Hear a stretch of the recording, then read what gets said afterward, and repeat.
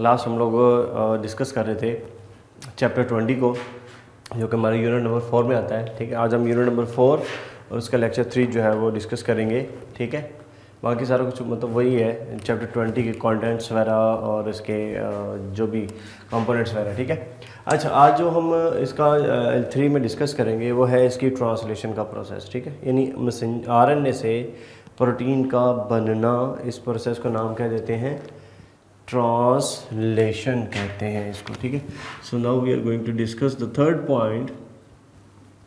This is called as translation process. ठीक है, translation.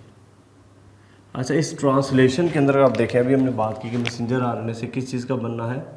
सो messenger RNA से आगे बन रही है क्या चीज़? ठीक है जी, प्रोटीन। ठीक, इस प्रोसेस को नाम दिया जा रहा है ट्रांसलेशन का। ठीक है, so that is called as translation process. Okay, अच्छा, ट्रांसलेशन जो प्रोसेस है इसको ट्रांसलेशन क्यों कहते हैं? क्योंकि पता है इसमें जो मैसेंजर आरएनए है इससे हम जा रहे हैं प्रोटीन की तरफ। ठीक है, यानी इसमें आपको पता है न्यूक्लियोटाइड्स हैं और इसमें अमाइनो एसिड्स हैं। So the language of nucleotides is going to change in the language of what? Amino acids. ठीक है, तो इसी this is called as a translation process. ठीक, तो इसमें ज़रा देख लीजिए इसके लिए क्या क्या रिक्वायरमेंट्स हैं, फिर इसको हम एक्सप्लेन करते हैं। ठीक है, हमें क्या क्या चीज़ें रिक्वायर्ड हैं, रिक्वायरमेंट्स। ठीक है जी, बात रिक्वायरमेंट्स हमारे पास क्या क्या चीज़ें हैं इसके अंदर। तो हमारे पास जो चीज़ें इसमें रिक्वायर्ड है, ठीक है, सबसे पहले नंबर 1 पे तो हमें जो चीज़ें चाहिए वो है फैक्ट्रीज़। ठीक है जी, बात फैक्ट्रीज, और आपको तो फैक्ट्रीज यहाँ पर क्या है? These are ribosomes. ठीक है, नंबर 1। नंबर 2 पे हमें जो चीज़ चाहिए वो ऑब्वियसली वो सारे के सारे RNAs हैं। ठीक है, RNAs, और आपको तो तीनों RNAs हैं इसके अंदर। ठीक है, वो है मैसेंजर RNA, ठीक, ट्रांसफ़र RNA भी हमें चाहिए, और इसके अलावा राइबोसोमल RNA भी हमें रिक्वायर्ड है। ठीक, तो ये सारी चीज़ें इसमें रिक्वायर्ड होती हैं RNAs की फॉर्म के अंदर, फैक्ट्रीज़ में हमें चाहिए। ठीक है, और फिर डेफिनेटली हमें रॉ मटेरियल भी चाहिए, and these are what? Amino acids. हमें अमाइनो एसिड्स भी रिक्वायर्ड है, and this can be act as a raw material. ठीक है, क्योंकि ऑब्वियसली अमाइनो एसिड होंगे तो ही प्रोटीन बनेगी। ठीक, ये चीज़ फॉर्मेशन होगी, क्योंकि आपको पता है प्रोटीन किस चीज़ से बनी होती है? अमाइनो एसिड से। तो अमाइनो एसिड होंगे तो ही आगे प्रोटीन की फार्मेशन होनी है। ठीक है, सो हमें अमाइनो एसिड्स भी रिक्वायर्ड होते हैं इस केस में। ठीक है, फिर इसके अलावा याद रखिए हमें जो चीज़ जो चाहिए वो है कुछ फैक्टर्स रिक्वायर्ड होते हैं। ठीक है, फैक्टर्स, और वो जो फैक्टर्स हैं इसमें सबसे पहले आप देखिएगा हमारे पास इनिशिएशन फैक्टर चाहिए होता है। ठीक है, इनिशिएशन। ठीक है जी, फैक्टर हमें रिक्वायर्ड है। नंबर 2 पे हमें जो चीज़ चाहिए दैट इज़ इलोंगेशन फैक्टर। ठीक है, इलोंगेशन फैक्टर, और नंबर 3 पे हमें जो चीज़ रिक्वायर्ड है that is called as termination factor हमें रिक्वायर्ड है। ठीक है, तो ये चीज़ इसमें हमें रिक्वायर्ड होती है इसका साथ साथ। ठीक है,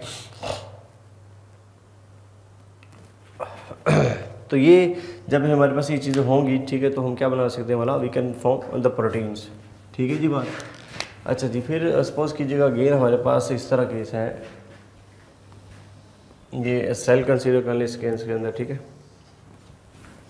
so again this is a cell. Cell के अंदर सपोज कीजिएगा ये हमारे पास न्यूक्लियस है। ठीक, so this is a nucleus. अब न्यूक्लियस आपको पता है इसके अंदर क्या मौजूद होता है? That is having a DNA। ठीक है, और आपको पता है DNA से क्या बना है? DNA से जो चीज़ बनी है दैट इज मैसेंजर RNA। ठीक है, और आपको पता है न्यूक्लियस के अंदर क्या मौजूद होते हैं? न्यूक्लियर पोर्स मौजूद होते हैं। ठीक, तो यहाँ से जब ये निकलेगा, ये आ जाता है, आपने अभी पढ़ा इसके अंदर, so this will enter into this cytoplasm. ठीक है, so this will enter into, ठीक है जी, साइटोप्लाज्म में आ जाता है। अब साइटोप्लाज्म में क्या पड़े हुए हैं? सपोज कीजिए यहाँ पर ये राइबोसोम्स हैं। ठीक है, दिस इज द राइबोसोम। ठीक, and this is a smaller सब यूनिट। ठीक है। ये हमारे पास एक स्मॉलर सब यूनिट है मैसेंजर आरएनए का। तो मैसेंजर आरएनए ये देखिए, ये सॉरी राइबोसोम्स का ये हमारे पास स्मॉलर सब यूनिट है। तो ये जो मैसेंजर आरएनए है, आपको आइडिया इस तरह तक कि ये इसके साथ यूँ आके इस तरह अटैच हो जाता है, ठीक। और ये सारी चीज़ के अंदर, और आपको ये भी आइडिया है कि इसके साथ अंदर क्या मौजूद होता है, what is that, this is having a, ठीक है जी, राइबोसोमल आरएनए। और ये क्या चीज़ है, this is a messenger RNA. अब आपको एक चीज़ का आइडिया होगा कि मैसेंजर आरएनए के ऊपर जो न्यूक्लियोटाइड्स होते हैं वो 3-3 के सेट में होते हैं, ठीक है। उस 3-3 के जो सेट्स हैं, ठीक है, उसमें है फॉर एग्जांपल AUG, ठीक। फॉर एग्जांपल कोई भी आपसे पहला हमेशा ये होगा AUG, क्योंकि इसको हम कहते हैं इनिशिएशन कोडोन, ठीक है। और फिर फॉर एग्जांपल CGC, कोई भी आप सीक्वेंस कंसीडर कर ले, ठीक है। UCA, ठीक है, फिर CUA, कोई भी आप सीक्वेंस कंसीडर कर सकते हैं इसका, ठीक है। अच्छा याद रखिए, ये जो एक है दिस सिंगल वन, उसको आपको पता है हम नाम क्या देते हैं वाला, that single one is known as a codon, ठीक है, कोडोन इसको नाम देते हैं, ओके। तो हर एक 3-3 का सेट आप देख रहे हैं, इसके अंदर साथ साथ अपीयर होता चला जा रहा है। अब यहाँ पर ये देखिए सारा साइटोप्लाज्म का एरिया है। साइटोप्लाज्म में क्या पढ़े हुए हैं, ठीक है, ये देखिए सपोज ये साइटोप्लाज्म है, ठीक है। साइटोप्लाज्म में आप देखिए यहाँ पर सपोज ये अमाइनो एसिड पड़े हुए हैं, ठीक है, दीज आर अमाइनो एसिड्स, इसको हम कहते हैं amino acid pool, this is called as amino acid pools का इसको नाम देते हैं, ठीक है, अमाइनो एसिड पूल इसको कहते हैं। अब ये जो अमाइनो एसिड पूल है, इसमें सपोज कर लीजिए पहला जो AUG है वो कोड कर रहा है जी आर्जिनिन को, ठीक है, मैथ्यूनिन को। AUG जो है that will code for what, methionine. अब यहाँ पर एक MCQ पूछा जाता है कि AUG कोड्स फॉर, AUG, ठीक है जी, codes for that in eukaryotes, किसको कोड कर रहा है, option A arginine, option B है आपके पास, ठीक है जी, लाइसिन, ऑप्शन सी है आपके पास ग्लाइसिन, या फिर ऑप्शन डी है आपके पास मैथ्यूनिन, ठीक है जी बात। तो ये मैथ्यूनिन इसके अंदर आ रहा है हमारे पास, ठीक, मैथ्यूनिन। अब अगर हम AUG प्रोकैरियोट्स के अंदर बात करते हैं, ठीक है, कि प्रोकैरियोट्स में ये किसको कोड कर रहा है, तो आप देखिएगा AUG इन प्रोकैरियोट्स, ठीक है जी, कोड्स फॉर, किसको कोड कर रहा है, codes for dash, option A, ठीक है जी, अगेन मैथ्यूनिन, ऑप्शन बी है आपके पास N-फॉर्माइल मैथ्यूनिन, मैथ्यूनिन, ठीक है जी, ऑप्शन सी है आपके पास आर्जिनिन,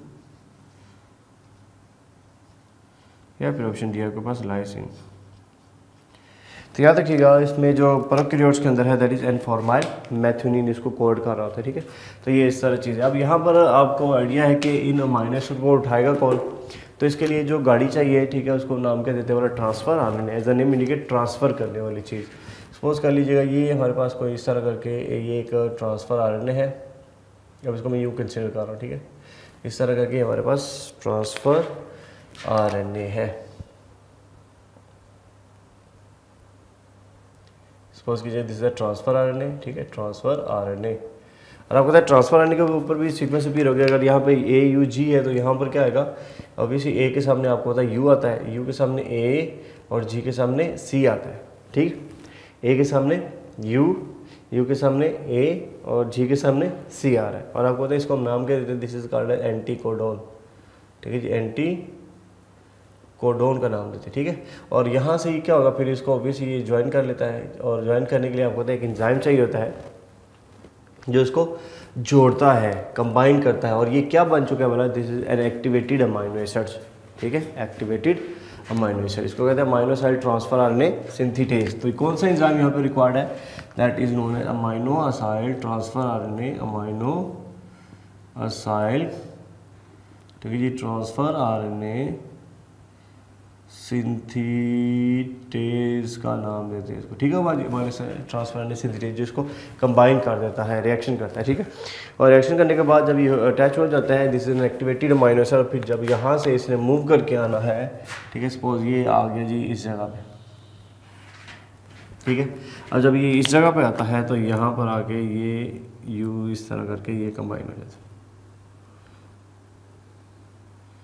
ठीक है। ये यहाँ पर आके लग जाता है। अब इसको देखिए क्या अगेन वही है, ए के सामने आया यू, यू के सामने आया ए, और फिर जी के सामने सी आ गया, ठीक है। और अपने साथ किस चीज़ को लेकर आ रहे हैं, एक अमाइनो एसिड को, और उसका नाम क्या है हमारा, दैट इज़ मैथ्योनिन, ठीक, ये इस पर मैथ्योनिन। अब इसको याद रखिए, इसको पोजीशन करने के लिए जाहिर सी बात, एक चीज़ आ रही है उसको लोकेट भी तो करना है ना, ठीक है, पोजीशन करना है। सपोज एक चीज़ आ रही है, इसको आपने प्रॉपर जगह पे इस तरह अरेंज करना है, जैसे, ठीक, इस तरह करके। जैसे आप प्रॉपर्ली कोई गाड़ी अगर पार्क करें तो प्रॉपर्ली उसको एडजस्ट करना होता है, ठीक है, कोई आपको पार्क कराने में हेल्प करेगी। उसी तरह इसको एडजस्ट करने के लिए यहाँ पे जो चीज़ हेल्प आ रही होती है, that is known as initiation factor. Suppose ये हमारे पास है जी, ठीक है, इसको हम क्या नाम दिया जा रहा है, this is called as initiation, ठीक है जी, फैक्टर हम इसको कहते हैं, इनिशिएशन फैक्टर, ठीक है जी बात, इनिशिएशन फैक्टर। अब ये जितनी भी चीज़ें बनी हैं इसको हम कहते हैं इनिशिएशन कॉम्प्लेक्स, इनिशिएशन कॉम्प्लेक्स हम इसको बोल रहे हैं, ठीक है बात। तो हमारे पास ये इनिशिएशन कॉम्प्लेक्स है। अब ये हमारे पास स्मॉलर सब यूनिट आके लगा था। अब जब इनिशिएशन कॉम्प्लेक्स बन जाएगा तो आपको पता है इसका एक लार्जर सब यूनिट भी होता है जो इसके साथ अटैच होगा। और जब लार्जर सब यूनिट अटैच होगा तो फिर क्या सिचुएशन बनेगी देखिए ज़रा। बाकी सारा कुछ वैसे का वैसा ही है, ठीक है, बस अब इसमें सिर्फ जो चीज़ ऐड हुई है वो है लार्जर सब यूनिट। सपोज ये अगेन ये स्मॉलर सब यूनिट है, ठीक है, और यहाँ से इस तरह बैक से आगे क्या अटैच हो जाता है, व्हाट इज़ दैट, लार्जर सब यूनिट। और याद रखिएगा लार्जर सब यूनिट के इसके अंदर 3 हिस्से होते हैं सर, ठीक है। So that this is the next step इस तरह पे, ठीक। ये लार्जर सब यूनिट है और अगेन इसके अंदर क्या मौजूद है, राइबोसोमल आरएनए, ठीक है। दिस इज स्मॉलर सब यूनिट। ये जो साइट होती है याद रखिए इसको हम कहते हैं E site, and E for exit site, आपको आइडिया इस चीज़ का। And this is a P site, and this is P stands for peptidyl site, ठीक है। This is for peptidyl, peptidyl site इसको कहते हैं, ठीक है। दिस इज एग्जिट साइट, ठीक है। एग्जिट का मतलब होता है रिमूव हो जाना, निकल जाना, पेप्टिडाइल क्योंकि यहाँ पे पेप्टाइड बॉन्ड बनेगा। और ये जो है this is called as A site, ठीक है, A site. And this is called as amino acyl site, ठीक है, अमाइनो असाइल साइट इसको हम नाम देते हैं। Why it is called as amino acyl site क्योंकि यहाँ पर आके अमाइनो एसिड ने अटैच होना है, ठीक है। ये सारा कुछ जब बन चुका होता है तो आप देखिएगा आप यहाँ पर ये इस जगह पर ये क्या लगा हुआ, what is this, what is this, this is messenger RNA था। अब यहाँ पर क्या था पहले नंबर पे, अभी आपने पढ़ा पहले नंबर पे जो था दैट विज ए यू और जी है। दूसरे नंबर पे क्या था, दैट इज सी जी और सी, ठीक है। तीसरे नंबर पे क्या है, यू सी और ए, इस तरह आप कंसिडर कर सकते हैं कुछ भी, ठीक है। अब इसके साथ पहले से जो चीज़ अटैच्ड है वो क्या है, यू कैन सी ये मैसेंजर आरएनए पहले नंबर पे इस तरह का के अटैच्ड होता है, राइट, इस तरह का। और इसके साथ क्या अटैच है, इसके साथ जो अटैच है दैट इज मैथ्योनिन, ठीक। और अगर यहाँ पे ए यू जी है तो यहाँ पे क्या यू ए और सी आके अटैच हो जाएगा, ठीक है। इस तरह का अटैच होता है इसके अंदर, ठीक है।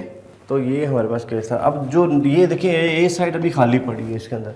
अब चूंकि ये ए साइड खाली पड़ी है इसलिए क्या आएगा, एक और ट्रांसफर आरएनए इसका जो एंटी कोडोन होगा, ठीक है। सपोज कीजिएगा अगेन ये एक और ट्रांसफर आरएनए इस तरह करके, ठीक है। और अगर ये सी जी सी है तो इसके सामने क्या आएगा वाला, इसके सामने जी सी और जी आ जाएगा। और ये एक और अमाइनो एसिड को एक्टिवेट करवाएगा, ठीक है। और उसमें हेल्प कौन कर रहा है, amino acid transfer RNA synthetase, ठीक है। अब सपोज कीजिएगा जी सी जी जो कोड कर रहा है, सपोज कर लेंगे कोड कर रहा है आर्जिनिन को, ये नाम सुना होगा आपने। तो ये क्या करेगा, अब ये यहाँ से मूव करके अगेन ये इस डायरेक्शन में आ जाता है, ठीक है। जैसे ही आके लगा तो आप देख सकते हैं क्या सिचुएशन बनेगी। ये देखिए हमारे पास इस तरह केस है, जैसे, ठीक है। और ए सी जी सी के सामने है तो फिर क्या आएगा, दैट इज जी सी और जी आ जाएगा, ठीक है। और ये अपने साथ किस चीज़ को लेकर आ रहा है, दैट इज अगेन आर्जिनिन, ठीक है, आर्जिनिन को लेकर आ रहा है। अब देखिए दोनों अब अमाइनो एसिड एक दूसरे के आमने सामने। अगर आपको अमाइनो एसिड की स्ट्रक्चर याद हो तो इस तरह हमने डिस्कस किया था, ठीक है जी। अमाइनो एसिड की स्ट्रक्चर को, ये एक अदद अमाइनो एसिड की स्ट्रक्चर होती है इस तरह, अगर आपको याद हो तो। इस तरह एक अमाइनो एसिड ये है, सपोज एक अमाइनो एसिड इस तरह ये है, ठीक है जी, इस तरह करके, ठीक। अच्छा यहाँ पर अगर आप देखें तो ये दोनों आपको पता रिएक्टिव है, तो यहाँ से क्या रिमूव हो रहा है बोला, ये माइनस हो रहा है माइनस वाटर, ठीक। तो जब यहाँ से ये रिमूव हो जाएगा तो ये इनका आपस में क्या बन जाएगा बोला, बॉन्ड। तो आपको इसी को नाम क्या देते हैं, this is called as a peptide bond, ठीक है जी, पेप्टाइड बॉन्ड हम इसको नाम देते हैं, ठीक है। पेप्टाइड बॉन्ड हमारे पास ये क्लियर। तो ये जो पेप्टाइड बॉन्ड है इसकी फॉर्मेशन इस तरह हो रही होती है, ठीक है। अच्छा इसमें भी देखिए दो माइनस सामने सामने, तो यहाँ से ये इसका जंक्शन ब्रेक होता है और ये आपस में इस तरह कंबाइन कर जाते हैं, ठीक है।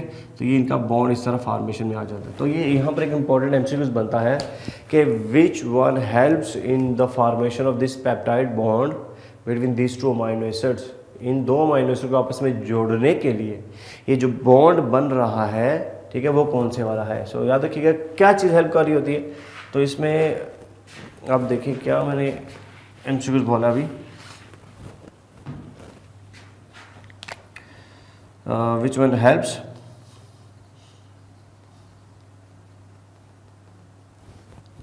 इन the formation of peptide bond, ठीक है, which one helps in the formation of peptide bond between two amino acids, ठीक है, between two amino acids। Option A E site, ठीक है, ई साइट। ऑप्शन बी है आपके पास है पी साइट। ऑप्शन सी है आपके पास ए साइट, या फिर ऑप्शन डी है आपके पास इनिशिएशन कॉम्प्लेक्स, ठीक है जी, इनिशिएशन कॉम्प्लेक्स। जी क्या फॉर्मेशन आ रहा है, yes exactly that is the P side. तो याद रखिएगा पी साइड के अंदर इंजाइमेटिक एक्टिविटी होती है, ठीक है, पेप्टिडेज एक्टिविटी होती है जिसकी वजह से ये बॉन्ड बना देता है और इसको यहाँ से ब्रेक कर लेता है, ठीक है। अब क्या होगा, अब याद रखें ये मूव करेगा आगे की तरफ, ठीक है, यानी ये जो है ये लार्जर सब यूनिट इधर से आगे की तरफ मूव करता है और ये जो है ये अपनी तरफ से आगे की मूव करता है, ठीक है। और इस प्रोसेस को हम कहते हैं ट्रांसलोकेशन, ठीक है, that is called as translocation, इसको हम कहते हैं जी, ठीक है जी, ट्रांसलोकेशन। ट्रांसलोकेशन होना यानी ट्रांसलोकेट होना, ये तो दोनों चीज़ें याद रखिए आगे की तरफ मूव कर जाती हैं, ठीक है। इसको हम नाम दे रहे हैं ट्रांसलोकेशन का नाम देते हैं, ठीक है।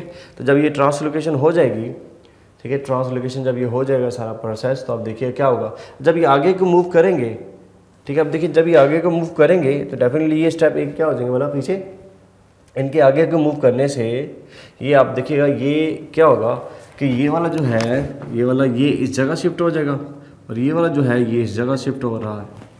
इस बात की समझ आई आपको, जब ये आगे को मूव कर जाएगा तो डेफिनेटली ये एक एक स्टेप पीछे आ जाएगा ना, ये इधर आ जाएगा और ये इधर आ जाएगा, ठीक। तो पीछे आने से फिर से क्या हो जाएगा, ट्रांसलोकेशन जब होगी तो देखिएगा नेक्स्ट स्टेप क्या है हमारे पास है, सारा कुछ वैसे का वैसे ही, ठीक है जी, बदला कुछ भी नहीं है इसके अंदर।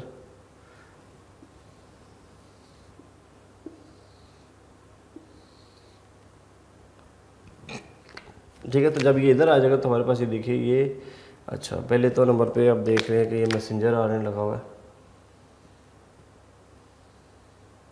ठीक है, सपोज के मैसेंजर। अब पहले नंबर पे क्या था, दैट इज ए यू और जी, फिर क्या है जी सी जी और सी। अब तीसरे नंबर पे क्या आ रहा है यू सी और ए। याद रखिएगा एट ए टाइम एक कोडोन अपीयर होता है, ठीक है, एट ए टाइम एक कोडोन अपीयर होता है। आप देख सकते इधर पहले ये कोडोन अपीयर हुआ था, फिर ये कोडोन अपीयर हुआ है, फिर ये कोडोन अपीयर हुआ है, ठीक है। सो एट ए टाइम एक एक कोडोन इसके अंदर अपीयर हो रहा है।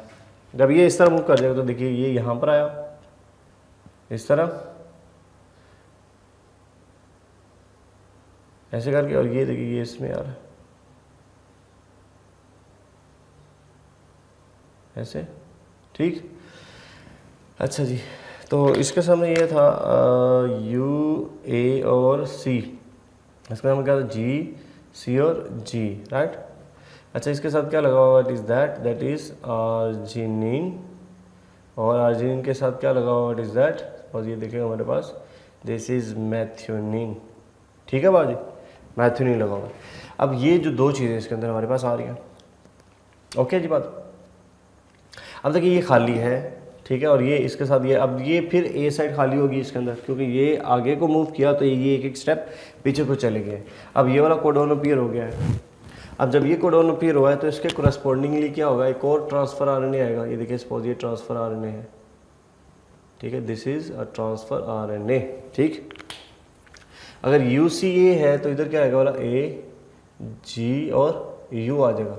सपोज करें इस अमाइनो एसिड को इसने पिक करना है, और ये अमाइनो एसिड कौन से वाला है, this is amino acid for example consider कर ले एक ग्लाइसिन को कोड कर रहा है, सपोज कर लें, ठीक है। अगेन ये एक्टिवेट कौन करवाएगा वाला, amino side transfer RNA synthetase, तो इस तरह रिमूव करके और ये यहाँ पर आके इसको अटैच करवा देगा, ठीक है। तो क्या बनेगा, अगेन ये एक और ट्रांसफर आरएनए यहाँ पर आके अटैच हो गया है, और यहाँ पर आके क्या लग गया, this is what, this is glycine, ठीक है जी बात। UCA है तो इधर क्या लग जाएगा, अगेन ये A G और U आके लग जाएगा, राइट। तो ये केस है। अब जब यहाँ से इसको कट होगा, ठीक है, तो जाहिर सी बात है ये कट होने के बाद क्या हो जाएगा, यहाँ से ये यूँ इसके साथ जाके अटैच हो जाएगा, ठीक है, इस तरह। अगेन किसने बॉन्ड बनाने में हेल्प की, वो अगेन लार्जर सब यूनिट आ रहा है इसके अंदर, ठीक है। तो ये लार्जर सब यूनिट इस तरह करते चले। अब क्या होगा बोला, अभी देखिए 3 जुड़ गए हैं तो ये ट्राईपेप्टाइड बन चुका है। जब 2 जुड़े थे तो डाईपेप्टाइड था, 3 जुड़ेंगे तो ट्राईपेप्टाइड हो जाएगा, ठीक है। तो ये आप देख रहे हैं इस केस में कि जैसे जैसे कोडोन अपीयर होता चला जा रहा है 1 बाय 1, ठीक है, चेन जो लेंथ है वो बढ़ती चली जा रही है, ठीक है, चेन की लेंथ जो है वो इंक्रीज होती चली जा रही है इसके अंदर, ठीक। अब क्या होगा, अगेन ये इस तरह मूव करेगा, ठीक है, ये आगे की तरफ मूव करेगा और ये आगे की तरफ मूव करेगा, ठीक है। अब जाहिर सी बात जब ये आगे की मूव करेगा तो ये एक स्टेप पीछे जाएंगे। अब जब पीछे जाएंगे तो जाहिर सी बात है ये अब पीछे तो कुछ है नहीं, इसलिए ये बाहर निकल जाएगा और ये इसकी जगह पर आ जाएगा और ये वाला इसकी जगह पर आ जाएगा। जब ये इसकी जगह पर आ जाएगा तो फिर से क्या खाली हो जाएगी बोला, ए साइड, ठीक है, ए साइड फिर से खाली हो जाएगी, फिर से माइनस आ जाएंगे, फिर से अटैचमेंट होती चली जाएगी। तो इस तरह की सारा प्रोसेस जो है ना कंटिन्यू रहता है अनलेस और अनटिल। ये कब तक चलता रहेगा, तो आपको पता होना चाहिए लास्ट पे क्या अपीयर हो जाती है, दैट इज स्टॉप कोडॉन्स, ठीक है। तो यहाँ पर जो चीज़ अपीयर होती है this is stop codon. Stop codon क्या है, इट इज UAA, ठीक है जी, UAG या फिर UGA, ये आपको पता है ये स्टॉप कोडॉन है। So these are called as what, so these are called as stop codons, ठीक है। अगर आपसे ये MCQs पूछा जाता है कि ट्रांसलेशन विल स्टॉप, ठीक है, when which one of the following codon appears, option A कोई भी आप चलिए सब लिख देता हूँ आपको, ठीक है जी, translation process terminates when dash codon appears, option A आपके पास है जी AUG, बी आपके पास है GCG, ऑप्शन डी होगी UAA, या फिर ऑप्शन डी आपके पास UGU है। हाँ जी, तो अगेन अभी मैंने आपसे कहा कि स्टॉप कोडॉन UAA है, तो ऑब्वियसली जहाँ पे क्या हमारे पास बन जाएगा वाला UAA, तो this is the stop codon. तो जैसे स्टॉप कोडॉन अपीयर होता है तो आप देख रहे हैं इस केस में क्या बनना है वाला, ये सारा रिएक्शन का जो प्रोसेस है, ये सारा ट्रांसलेशन का जो प्रोसेस है, ये आके स्टॉप हो जाता है at what, at stop codons, ठीक है। तो अब देखिए इस तरह ये कंटिन्यूसली चलते जा रहा है। तो क्या हो रहा है, ये डिपेंड करता है जीन की लेंथ के ऊपर। अगर आपको याद हो, हमने जब चैप्टर 2 पढ़ा था RNA के बारे में, तो उसमें हमने कहा था कि RNA जितनी लेंथ का होता है उसके अकॉर्डिंगली प्रोटीन बनती है, ठीक है, आरएनए जितनी लेंथ का होता है उतनी प्रोटीन बनती है। फॉर एग्जांपल अगर मैं आपसे एक क्वेश्चन करता हूँ कि मेरे पास 153 कोडोन्स मैसेंजर आरएनए, ठीक है, will synthesize dash amino acids protein, ठीक है, dash amino acids protein. Option A है आपके पास, अच्छा जी आपके पास है option A for example 31, option B आपके पास 41, 51 या फिर ऑप्शन डी आपके 61। जी अगर आपके पास इतने कोडोन वाला मैसेंजर आरएनए हो तो आप कितनी अमीनो एसिड वाली प्रोटीन बना सकते हैं? तो आपको पता है एक कोडोन का मतलब है 3 न्यूक्लियोटाइड्स, इसका मतलब है 3 न्यूक्लियोटाइड एक अमीनो एसिड को कोड कर रहे हैं, जैसे हमने पहले पढ़ा था जेनेटिक कोड के अंदर, ठीक है। तो इस तरह ये केस भी है, तो यहाँ पर क्या आंसर आएगा, दैट इज 51, ठीक है। सो 51 अमीनो एसिड बनेंगे अगर हमारे पास 153 कोडोन्स वाला मैसेंजर आरएनए होगा, ठीक है। तो मैसेंजर आरएनए अगर और बड़ा हो जाएगा तो फिर और ज़्यादा प्रोटीन बनना शुरू हो जाएगी। तो ये प्रोसेस इस तरह चलता रहता है अनलेस और अनटिल के एंड पे जाके क्या हो बोला, स्टॉप कोडोन अपीयर हो, ठीक है। तो ये सारा प्रोसेस कहाँ चल रहा है, all that process happening in what, cytoplasm, ठीक है। तो इस प्रोसेस को नाम क्या दिया जा रहा है, ट्रांसलेशन का नाम देते हैं इसको, ठीक है। ट्रांसलेशन प्रोसेस है हमारे पास जो कि इसको हम कैटेगराइज कर रहे हैं, ठीक है, सेंट्रल डोग्मा में। तो सेंट्रल डोग्मा का ये सारा प्रोसेस था, इसमें हमने 3 अंडरस्टैंड कर लिए, डीएनए से डीएनए का बनना, डीएनए से आरएनए का बनना और आरएनए से प्रोटीन का बनना। जब ये सारी चीज़ें आपके पास अवेलेबल होंगी, ठीक है, अवेलेबिलिटी के अकॉर्डिंगली आप देखिएगा कि हम इस तरह ये सारे प्रोसेस के थ्रू क्या बना रहे हैं, दैट इज अब प्रोटीन फॉर्मेशन हो रही होती है, ठीक है, प्रोटीन की। हाँ अच्छा, यहाँ पे एक और एमसीक्यूज बन सकता है कि इनिशिएशन कॉम्प्लेक्स में क्या क्या चीज़ें हैं, आपसे पूछा जाता है which one are present initiation complex is formed by. तो आप देख रहे हैं यहाँ पर क्या अवेलेबल है, इनिशिएशन फैक्टर, ठीक है, और transfer RNA with activated amino acid, messenger RNA और ओबीसी स्मॉलर सबयूनिट, ठीक। अच्छा ये इनिशिएशन है यहाँ पर, ठीक है। जब ये रिएक्शन प्रोसीड होने लग पड़ेगा तो क्या बोलेंगे इसको, टर्मिनेशन प्रोसेस। अगर आपसे ये क्वेश्चन किया जाए for the termination process which factor is required, तो ऑब्वियसली वो उसके लिए क्या रिक्वायर्ड होगा, टर्मिनेशन फैक्टर रिक्वायर्ड होगा, ठीक है। और अगर आपसे ये क्वेश्चन किया जाए for the termination process which factor is required, तो डेफिनेटली वो टर्मिनेटर फैक्टर्स है, ठीक है। इसलिए मैंने लिखा यहाँ पे 3 factor, initiation factor, elongation factor और टर्मिनेशन फैक्टर्स। इनिशिएशन करेगा, इलोंगेशन करेगा और ये उसको रोक देगा आगे, ठीक है। तो ये 3 टर्मिनेशन प्रोसेस इसके अंदर डेवलप हो रहे हैं, क्लियर है। अच्छा यहाँ पर एक इम्पॉर्टेंट जो चीज़ है याद रखिए, यहाँ पर 40 आपको पता है जो ट्रांसफ़र आरएनए है वो आपको पता है 45 काइंड्स के जो है ना ये हमारे पास ट्रांसफ़र आरएनए होते हैं, ठीक है। और यहाँ पे कितने अमीनो एसिड्स रिक्वायर्ड हैं, दैट इज़ 20, ठीक है। तो ये केस भी आपने याद रखना है कि 20 अमीनो एसिड्स, डिफरेंट तरह के अमीनो एसिड आपको पता है डिफरेंट कंपोजिशन से जब मिलते हैं तो डिफरेंट तरह की प्रोटीन्स बनती हैं, सिर्फ इन्हीं 20 अमीनो एसिड की रीअरेंजमेंट की वजह से।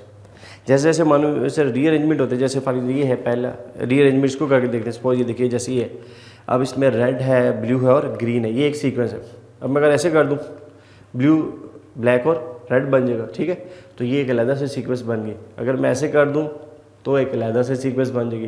तो याद है कि इस तरह अमीनो एसिड भी वेरी करते रहते हैं और अपनी रीअरेंजमेंट करते रहते हैं, ठीक है। रीअरेंजमेंट किसके अकॉर्डिंगली होगी, डेफिनेटली बात है जो इंस्ट्रक्शन है कि इसमें मैसेंजर आरएनए के ऊपर, ठीक है। तो ये मैसेंजर आरएनए कहते हैं इसलिए क्योंकि मैसेज लेकर आ रहा है। तो जैसे जैसे मैसेज कोड से डीकोड होता रहेगा तो उसके अकॉर्डिंगली फिर अमीनो एसिड अपना अपना अटैच होता रहेगा और इस तरह प्रोटीन की फार्मेशन कंटिन्यू रहती है, ठीक है। तो इस तरह जितनी भी प्रोटीन बन जाती है फिर वो क्या होगी, यहाँ से ब्रेक होगी लास्ट के ऊपर और जो भी प्रोटीन है वो एट द, तो आपने देखा ये जो प्रोटीन बनी है अब ये साइटोप्लाज्म में आती है, फिर इसकी मॉडिफिकेशंस होती हैं, ठीक है। तो मॉडिफिकेशंस आपको पता है या तो ये फिर मॉडिफाइड होने के लिए गोल्गी एपैरेटस में जाती हैं, ठीक है, चीज़ें। तो ये मॉडिफाई होकर फिर पैक होकर फिर ये बायो ट्रांसपोर्ट हो जाती हैं, सही। तो इस तरह ये सारा प्रोसेस चलता है जिसको हम नाम क्या दे रहे हैं वाला, ट्रांसलेशन, ठीक है डियर स्टूडेंट्स। होप सो कि आपको ये सारा लेक्चर अंडरस्टैंड हो गया होगा। स्टिल आपको कोई प्रॉब्लम होगी तो इंशाल्लाह हम ड्यूरिंग डिस्कशन ये चीज़ें मेंशन कर लेंगे इसके अंदर, ठीक है। तो ये था हमारे पास सेंट्रल डोग्मा B4, ठीक है, और ये चैप्टर नंबर 20 था, ठीक। नेक्स्ट इंशाल्लाह हम या तो पेपर डिस्कशन करेंगे या फिर नेक्स्ट इसका यूनिट स्टार्ट करेंगे इसके अंदर, ठीक।